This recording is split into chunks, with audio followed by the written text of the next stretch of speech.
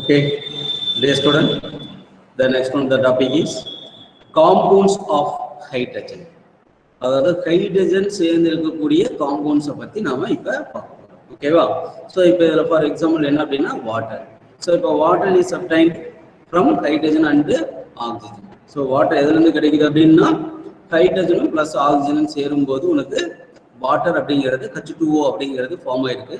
So first அந்த வாட்டரை பற்றி நம்ம பார்ப்போம். என்ன சொல்லியிருக்கோம் பாரு, water is one of the most abundant compounds of hydrogen and our earth surface contains approximately 70% of ocean, which is the major sources of water.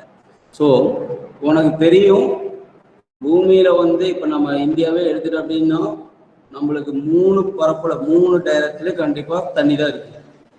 ஓகேவா? ஸோ அப்ப மேல ஒரே ஒரு இடம் மட்டும்தான் என்ன ஆகுது அப்படின்னா நிலப்பரப்பா இருக்கு. ஸோ அப்போ ஸோ உனக்கு அந்த வடக்கு நார்த் சைட்ல மட்டும்தான் உனக்கு என்ன இருக்குது, அந்த மலை அப்படிங்கிற ஒரு நிலப்பரப்பு அப்படிங்கிறது இருக்குது. ஸோ ரிமைனிங் இருக்கக்கூடிய 3 டைரக்ஷன்லையுமே உனக்கு என்ன இருக்குது, கடல் தான் இருக்கு. ஓகேவா? அப்ப நீரானது அதிகமா இருக்கு. அப்போ தண்ணியோட அளவு அதிகமா இருக்குது நிலப்பரப்பை விட பார்க்கும்போது. ஸோ அதான் சொல்லியிருக்காங்க, இப்போ பூமியில பார்த்தோம் அப்படின்னா 70% தண்ணி ஆனது இருக்கு அப்படிங்கிறத சொல்லியிருக்காங்க. ஓகேவா? எங்க அப்படின்னா கண்டிப்பா மேஜர் சோர்சஸ் எங்க இருக்கு அப்படின்னா கண்டிப்பா கடல்ல இருக்கு. Okay. However, the sea water contains many dissolved salt, hence it cannot be used directly. So இப்போ கடல் தண்ணி எடுத்துக்கிட்ட அப்படின்னா நிறைய அயான்ஸ் எல்லாமே மிக்ஸ் ஆகிருக்குது. ஸோ அதனால தான் இப்போ கடல் தண்ணி எடுத்து வாயில போட்டோம் அப்படின்னா அது உப்பு ரொம்ப கரிச்சிட்டு இருக்கு. அப்போ அந்த உப்பு சுவை இருக்கிறதுக்கு காரணம் அப்படின்னா so most of the ions are present in sea water அப்படின்னு சொல்றாங்க.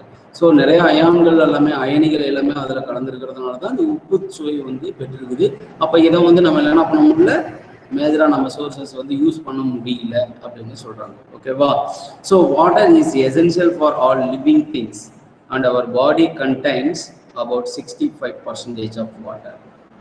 ஆனால் தண்ணிங்கிறது ரொம்ப இன்றியமையாத ஒன்று. நம்ம உடல்ல பார்த்தோம் அப்படின்னா 65% தண்ணியானது மெயினாக இருக்கு அப்படிங்கிறாங்க. ஸோ அப்போ முக்கியமானது என்ன அப்படின்னா வாட்டர் அப்படிங்கிறத சொல்லியிருக்காங்க. ஓகேவா? ஸோ இப்போ இந்த வாட்டருடைய ஸ்ட்ரக்சர் எப்படி இருக்கும் அப்படிங்கிறத இங்கே போட்டிருக்காங்க, பார்த்துக்கோங்க. இது வாட்டருடைய மாலிகுலர் ஃபார்முலா H2O. ஓகேவா? H 2 ஹச்சுக்கா H2 ஒரு ஓ இருக்கு. அப்போ H2O அப்படிங்கிறது வாட்டருடைய மாலிகுலர் ஃபார்முலா. ஸோ இது எக்ஸ்ட்ரா நான் என்ன பாயிண்ட் சொல்றேன் அப்படின்னா sp3 அப்படிங்கிற ஹைபிரிடைசேஷனா இருக்கும். ஸோ sp3 ஹைபிரிடைசேஷன் அப்படின்னா டெட்ராஹெட்ரல் ஷேப்பா தான் இருக்கணும். பட் இந்த வாட்டர் உனக்கு என்ன இருக்கு அப்படின்னா V ஷேப்ல இருக்கு அப்படிங்கிறத சொல்லியிருக்காங்க, பார்த்துக்கணும். ஓகேவா? So water is sp3 hybridisation but V shape. ஓகேவா? ரைட். ஸோ இதெல்லாம் ஃபுல்லா பார்க்கணும் அப்படின்னா உனக்கு இந்த லெசன்ல ஜஸ்ட் இதை மட்டும் தெரிஞ்சு வச்சுக்கோங்க, வேற எதுவும் வேண்டாம். ஓகேவா? அதெல்லாமே வேற ஸ்டடிஸ் வரும்போது நீங்க பார்த்துக்கீங்களாமா. Water sp3 hybridisation V shape. So இப்போ இதுலேயும் உனக்கு R2 வாட்டர்னு ஒன்று இருக்குது, பாரா வாட்டர்னு சொல்லியிருக்காங்க. நம்ம ஆல்ரெடி ஹைட்ரஜனுக்கு பார்த்த மாதிரியே தான் இங்கேயும். ஸோ என்ன ஆகுது அப்படின்னா அந்த R2 அப்படிங்கிறது என்னது, அந்த 2 எலக்ட்ரான்ஸும் பேரலாக இருந்துச்சு அப்படின்னா R2ன்னு சொல்றாங்க, ஆன்டி பேரலாக இருந்துச்சு அப்படின்னா பாரா அப்படின்னு சொல்றாங்க. ஸோ இதெல்லாமே நீ ஜஸ்ட் தெரிஞ்சுக்கிறதுக்காக கொடுத்துருக்காங்க, பார்த்துக்கோங்க. ஓகேவா? So next properties, physical properties.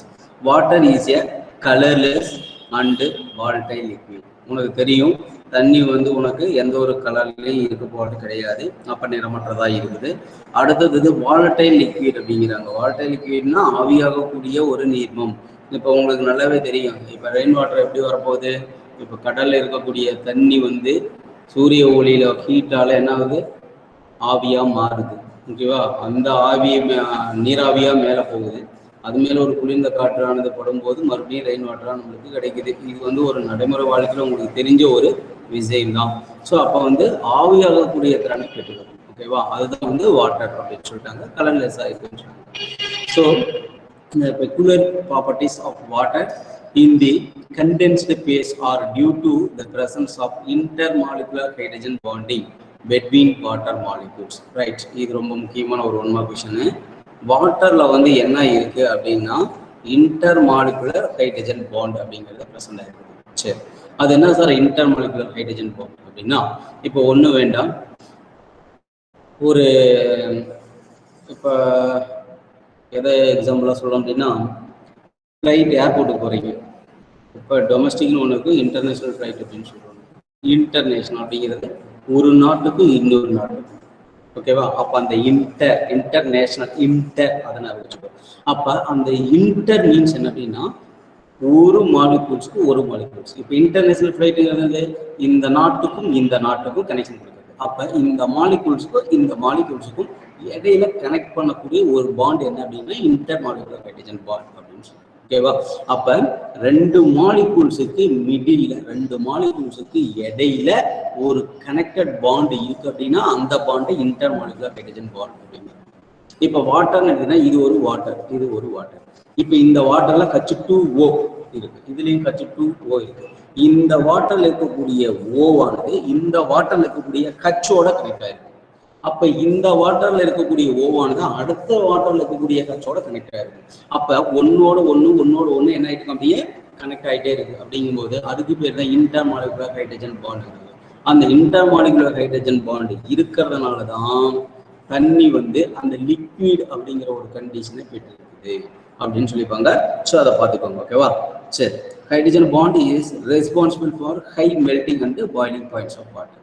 So அப்போ அந்த water high melting and boiling point பெற்றிருக்குது அப்படின்னா, அதிக கொதிநிலை தன்மை உருகு நிலையும் பெற்றிருக்குது அப்படின்னா அதுக்கு காரணம் என்ன அப்படின்னா அது இன்டர்மாலிகுலர் ஹைட்ரஜன் பாண்ட் அப்படிங்கிறது இருக்கிறதுனால மட்டும்தான் அது அதிகமான கொதிநிலையையும் உருகு நிலையையும் பெற்றிருக்கிறது அப்படின்னு சொல்றாங்க. அப்போ ஒரு water high melting and boiling பாயிண்ட்ஸ்க்கு ரீசன் என்ன அப்படின்னா presence of intermolecular hydrogen bond, ஓகேவா? ஸோ லிக்விடா இருக்கு அப்படிங்கிறது தான் காரணம், ஓகேவா? இதுதான் உனக்கு பிசிக்கல் ப்ராப்பர்ட்டிஸ் இம்பார்ட்டன்ஸ் பார்த்து வச்சுக்கோங்க, ஓகேவா? நெக்ஸ்ட் என்ன பார்க்குறோம் அப்படின்னா கெமிக்கல் ப்ராப்பர்ட்டிஸ்.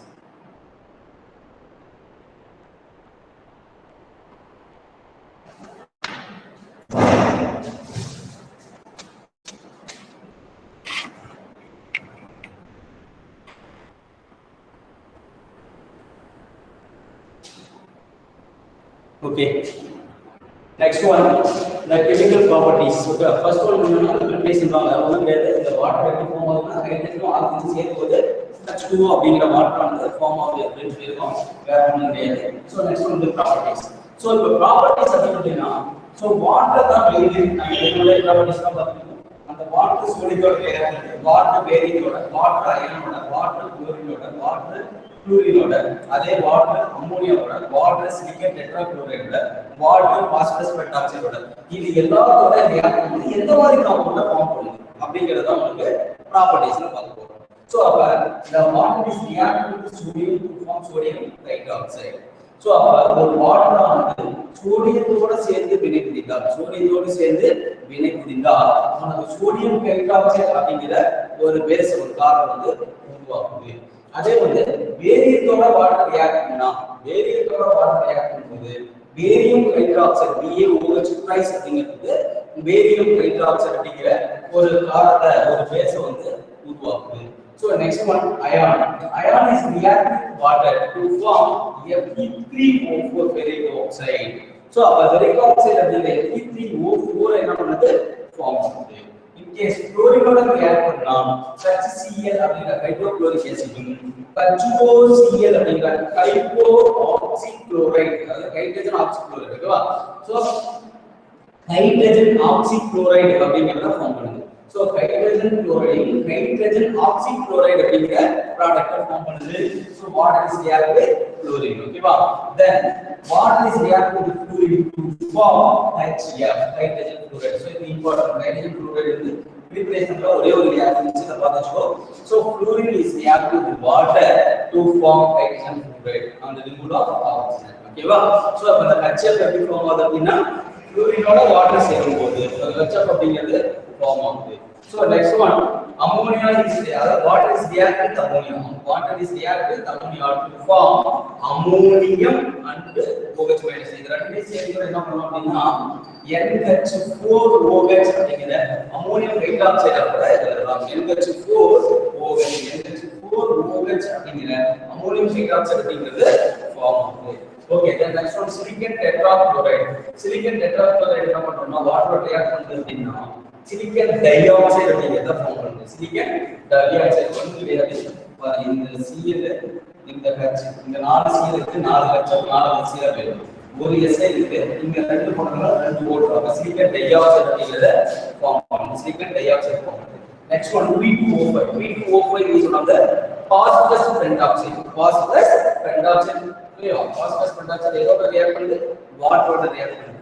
உங்களுக்கு H3PO4 அப்படிங்கற பாஸ்போரிக் ஆசிட் ஃபார்ம் பண்ணுது. பாஸ்போரிக் ஆசிட் வந்து ஃபார்ம் ஆகுது.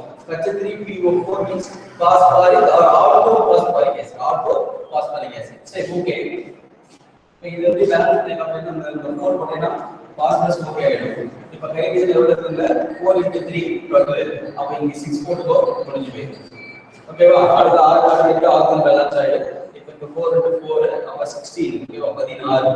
இங்க ஒரு 6 இருக்கு, இங்க 2 10. 10 ஒரு 6 14 இங்க 16. ஓகே, பேலன்ஸ் ஆயிடும். சோ அப்ப sodium is reacting with water to form sodium hydroxide. So barium is reacting with water to form barium hydroxide. Iron is reacting with water to form barium oxide. So chlorine is reacting with water to form hydrogen chloride and hydrogen oxychloride. The next one, fluorine is reacting with water to form HCl, hydrogen fluoride. Then water is reacting with ammonia to form ammonium hydroxide. Then water is reacting with silicon tetrachloride to form silicon dioxide. Then water is reacting with phosphorus pentoxide to form orthophosphoric acid. These are one of the properties of water. These are one of the properties of water. Okay. So next one then hot water and soft water. கண்டிப்பா இத கேட்க வாய்ப்புகள் உண்டு. 2 mark 3 mark கேட்பாங்க, பார்த்துக்கோங்க. hard water, soft water, மின்னீர், கடின நீர் அப்படின்னு சொல்லுவாங்க இல்லையா? இப்ப அது சொல்லியாரு hard water அப்படிங்கிறது கடினமான நீர் அப்படின்னு சொல்றாங்க. So it contains high amount of minerals. ஓகேவா? are dissolved. So இதுல வந்து அளவுக்கு அதிகமான மினரல்ஸ் எல்லாமே என்ன இருக்குது? கரைஞ்சி போய் இருக்குது. அப்படிங்கறது அது என்ன சொல்றாங்கன்னா கால்சியம், மெக்னீசியம் இந்த மாதிரி எல்லாம் மினரல்ஸ் எல்லாமே வந்து என்னது? நிறைய மினரல்ஸ் எல்லாமே வந்து மிக்ஸ் ஆகி இருக்கக்கூடிய ஒரு வாட்டர் தான் என்ன சொல்றோம் அப்படின்னா உங்களுக்கு ஹார்ட் வாட்டர். சாஃப்ட்னா only one, the sodium only present. Sodium மட்டும் என்ன இருக்குன்னா பிரசன்ட் ஆயிடுச்சு அப்படின்னா அதை வந்து சாஃப்ட் வாட்டர் சொல்றோம். சோ ஹார்ட் வாட்டர் அப்படிங்கிறது ஹை அமௌண்ட் ஆஃப் மினரல் இருக்கு. சாஃப்ட் வாட்டர் அப்படிங்கிறது only one, the sodium are present in water. ஓகேவா? சோ ஹார்ட் வாட்டர் என்ன, சாஃப்ட் வாட்டர் என்ன அப்படிங்கிறது வந்து கண்டிப்பா 2 மார்க் கேட்கலாம், 3 மார்க் கேட்க வாய்ப்பு உண்டு, பாத்துக்கலாம். The next one, hardness and is removed temporarily. டெம்பரரா, அதாவது டெம்பரரியா எப்படி வந்து ரிமூவ் பண்றோம், அதே வந்து பர்மனண்டா எதை வந்து ரிமூவ் பண்றோம். அப்ப இதை வந்து ரிமூவ் பண்ணலைன்னா மறுபடியும் செய்யணும்னு அர்த்தம். இதை ரிமூவ் பண்ணிட்டீங்கன்னா அதை சேரவே செய்யலாம்.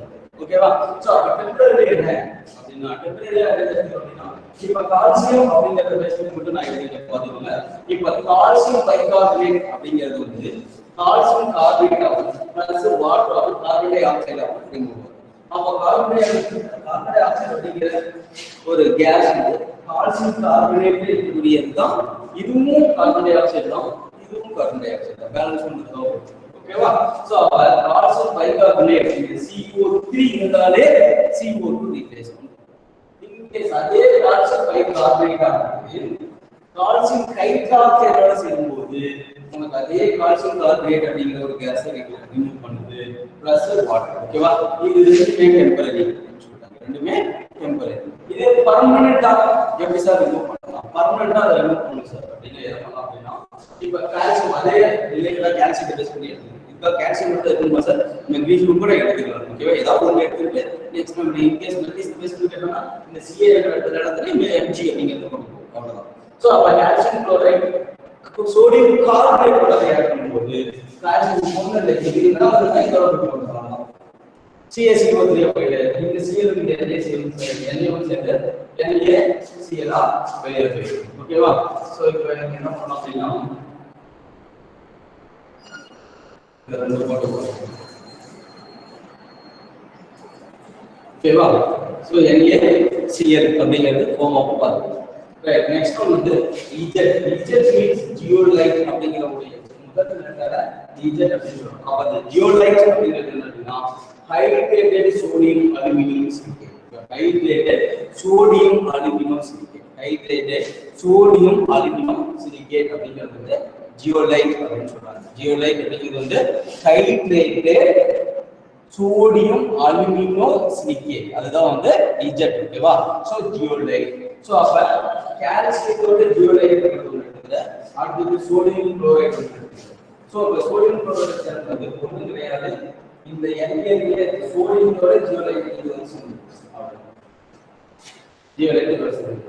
அப்ப CaCl2 கால்சியம் குளோரைட் வந்து ரீப்ளேஸ் ஆகும். சோ இதெல்லாம் நம்ம வந்து ஹார்ட் அண்ட் சாஃப்ட் வாட்டர்ஸ்ல கொடுத்திருக்காங்க பாத்துக்கோங்க. ஓகேவா? ஹார்ட் அண்ட் சாஃப்ட் வாட்டர்ஸ்ல கொடுத்திருக்காங்க. ஓகேவா? புக்ல உனக்கு பேஜ் நம்பர் 109ல உனக்கு அதுதான் நல்லா தெளிவா கொடுத்திருக்காங்க, நல்லா பாத்துக்கோங்க. ஓகேவா? சோ தென்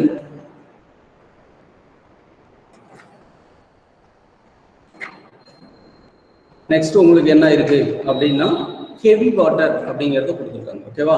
சோ இப்போ அந்த ஹெவி வாட்டர் பார்க்கறதுக்கு முன்னாடி இந்த கிளாஸ்ல நம்ம என்னென்ன பார்த்துருக்கிறோம் அப்படிங்கிறத பார்த்து வச்சுக்கோங்க. ஸோ ஃபர்ஸ்ட் உனக்கு வந்து காம்பவுண்ட்ஸ் ஆஃப் வாட்டர் அப்படிங்கிறத பார்த்துக்கிறோம். ஸோ அந்த வாட்டர் எங்கெங்கெல்லாம் எவ்வளவு ப்ரெசென்ட் ஆயிருக்குது அப்படிங்கிறத நீ பார்க்க போற. தென் நெக்ஸ்ட் வந்து அதனுடைய ப்ராப்பர்ட்டிஸை பார்க்க போற. ஸோ ப்ராப்பர்ட்டிஸ்ல கெமிக்கல் ப்ராப்பர்ட்டிஸ் வந்து எதோட ரியாக்ட் பண்ணுது அப்படின்னா வாட்டர் வந்து சோடியத்தோட ரியாக்ட் பண்ணலாம், அதை தான் இங்கே கொடுத்துருக்குறோம். ஸோ சோடியத்தோட ரியாக்ட் பண்ணிருக்கலாம், பேரியத்தோட ரியாக்ட் பண்ணிருக்கலாம், ஆர் அயானோட ரியாக்ட் பண்ணா என்ன ஃபார்ம் ஆகுது, குளோரினோட ரியாக்ட் பண்ண என்ன ஃபார்ம் ஆகுது, ஃப்ளூரினோட ரியாக்ட் பண்ணும்போது என்ன ஃபார்ம் ஆகுது, நெக்ஸ்ட் வந்து அமோனியாவோட ரியாக்ட் பண்ணும்போது அமோனியம் ஹைட்ராக்சைடு ஃபார்ம் ஆகுது. இது எல்லாத்தையுமே வந்து நமக்கு கெமிக்கல் ப்ராப்பர்ட்டிஸ் பார்த்துக்கோ. Hard and soft water, hard water வந்து ஹெவி, அதாவது ஹார்ட் அப்படின்னாலே கடினமானதுன்னு இருக்கும். ஸோ அப்போ அதில் உனக்கு என்னென்ன மினரல்ஸ் ஆனது இருக்கு அப்படின்னா ஸோ கால்சியம் மெக்னீசியம் அப்படிங்கிற கொஞ்சம் நிறைய மினரல்ஸ் ஆனது அதில் ப்ரெசென்ட் ஆயிருக்குது அப்படிங்கிறத சொல்லியிருக்காங்க, பார்த்துக்கோங்க. ஓகேவா? அதே சாஃப்ட் அப்படின்னா ஒன்லி ஒன் சோடியம் அப்படிங்கிறது மட்டும் ப்ரெசென்ட் ஆயிருக்கு, சோடியம் மட்டும்தான் ப்ரெசென்ட் ஆயிருக்கு அப்படின்னு சொல்லிட்டாங்க. அடுத்து வந்து ரிமூவ் பண்ணுறதுல டெம்பரரின்னு ஒன்று, பர்மனன்ட் அப்படின்றது ஒன்று எடுத்துக்கிட்டேன். ஸோ இப்போ டெம்பரரி எடுத்துக்கிட்டீங்கன்னா கால்சியத்தை பேஸ் பண்ணி எடுக்கும்போது கால்சியம் கார்பனேட், கால்சியம் பைகார்பனேட் எடுத்துக்கிற கால்சியம் கார்பனேட் ரிமூவ் ஆகுது. அதே கால்சியம் பைகார்பனேட் எடுத்து கால்சியம் பைகார்பனேட்டோட சேரும்போது கால்சியம் கார்பனேட்டா ரிமூவ் ஆகுது. அடுத்து பால்னஸ் அப்படிங்கிறது எடுத்துக்கிட்டு அப்படின்னா கால்சியம் குளோரைடு சோடியம் கார்பனேட்டோட சேரும்போது கால்சியம் கார்பனேட்டா ரிமூவ் ஆகுது. அது வந்து ஜியோலைட் அப்படிங்கிற, ஜியோலைட் மீன்ஸ் என்னது, hydrated sodium alumino silicate, hydrated sodium alumino silicate அப்படிங்கிறதோட அதுதான் வந்து ஜியோலைட். ஸோ அது வந்து கால்சியத்தோட மிக்ஸ் ஆயிருக்குது. ஸோ அப்போ அந்த கால்சியம் ஜியோலைட் அப்படிங்கிறது சோடியம் குளோரைடு அப்படின்னா சோடியம் ஜியோலைட் அப்படிங்கிறது ஃபார்ம் ஆயிட்டு கால்சியம் குளோரைடு வந்து ரீப்ளேஸ் ஆகுது. ஸோ இது வந்து உனக்கு பர்மனன்ட் அப்படிங்கிறத சொல்லிட்டாங்க. ஸோ இது வரைக்கும் இருக்கட்டும், பார்த்துக்கோங்க. ஓகேவா? ஸோ நெக்ஸ்ட் கிளாஸ்ல நம்ம நெக்ஸ்ட் கன்டினியூ பண்ணலாம்.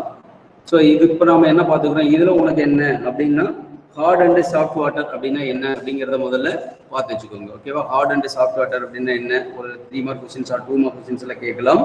ஸோ அடுத்தது அந்த பர்மனண்டா எப்படி ரிமூவ் பண்றேன், டெம்பரரி எப்படி ரிமூவ் பண்றேன் அப்படிங்கிறதையும் பார்த்துக்கோங்க. ஜியோலைட் அப்படிங்கிறது என்ன அப்படின்னா hydrated aluminium sodium alumino silicates அப்படிங்கிறது வந்து ஜியோலைட். அதெல்லாம் 1 மார்க் கொஸ்டின்ஸ்ல கேட்க வாய்ப்புகள் வந்து பார்த்துக்கோங்க. ஸோ நெக்ஸ்ட் கிளாஸ்ல இதனோட கண்டினியூ பார்ப்போம்.